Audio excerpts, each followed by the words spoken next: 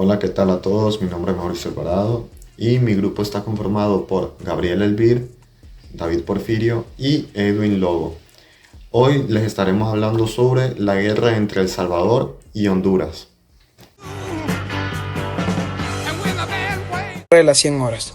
El primer y más fuerte antecedente que se explica como causa del conflicto de julio de 1969 es la no continuación en 1965 del tratado migratorio que permitía que los salvadoreños residentes en Honduras gozaran de las mismas prerrogativas que los hondureños.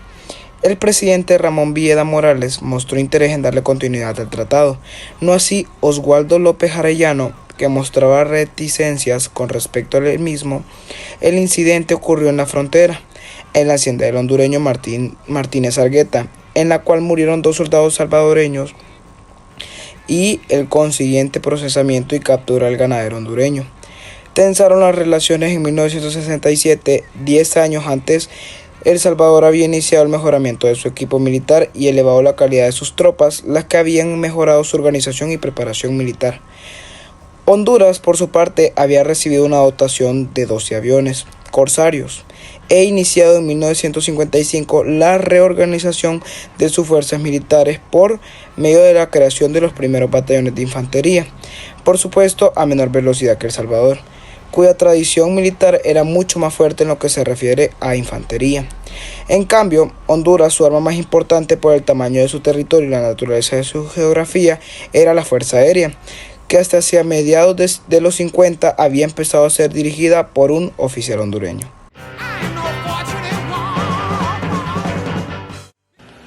Buenos días, el día de hoy les hablaré sobre los problemas económicos que tuvieron Honduras y El Salvador durante la guerra. Inestabilidad en la región centroamericana. La pobreza. Tanto El Salvador como Honduras enfrentaron altos niveles de pobreza en ese periodo. La falta de oportunidades económicas y la distribución de desigualdad de las riquezas causaron tensiones sociales.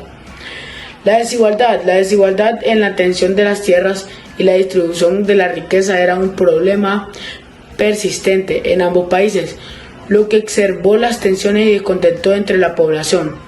Dependencia en el sector agrícola. Ambos países dependían de una medida de la agricultura y la falta de diversificación económica los hizo vulnerables a la fluctuación en los precios de los productos básicos. Ambos países tenían economías subdesarrolladas y luchaban con la escasez de recursos económicos ante la guerra. El conflicto solo exacerbó la situación al agotar aún más de los recursos limitados. Costos militares. La guerra generó los costos significativos, un término de movilización de tropas, armamentos, logística, estos ejercicios sobre el presupuesto de ambos países. Pérdidas de comercio. La guerra interrumpió el comercio entre El Salvador y Honduras, que afectó a las empresas y la agricultura que dependían de la relación comercial entre ambos países. Daños a la infraestructura. Los combates y la destrucción de la infraestructura causaron graves daños a carreteras, puentes, propiedades, lo que requería inversión significativa para la reconstrucción. Deudas externas. Ambos países se endeudaron aún más. Funcionaron porque tuvieron que gastar bastante dinero en los armamentos para la guerra.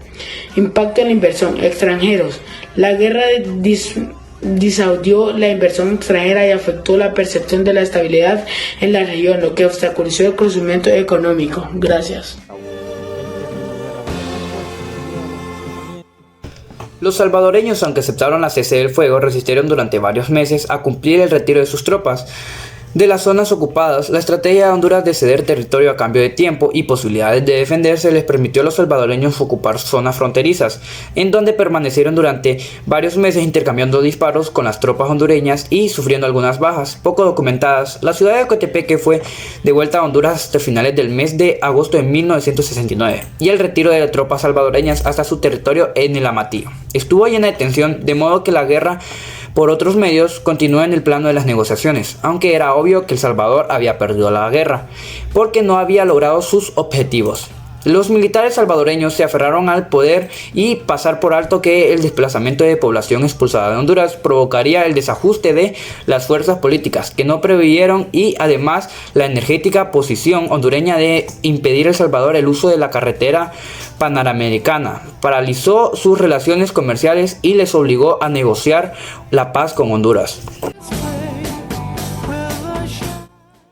Yo les hablaré sobre las conclusiones. La Organización de los Estados Americanos desempeñó un papel crucial en la mediación del conflicto, logrando un alto el fuego el 20 de julio de 1969, tan solo 4 días después del inicio de la guerra.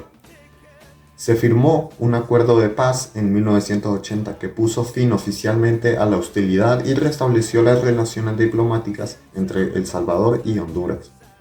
La guerra provocó un flujo significativo de refugiados, principalmente salvadoreños, que buscaron refugio en Honduras y otros países de la región. Esta migración tuvo un impacto duradero en la población y la sociedad de la región. Aunque la guerra se originó en parte por disputas territoriales y problemas migratorios, no se resolvieron completamente. Las tensiones fronterizas y nacionalistas persistieron, pero se redujeron después del conflicto. La guerra tuvo un costo económico significativo para ambos países, ya que la infraestructura fue dañada y las relaciones comerciales se vieron afectadas.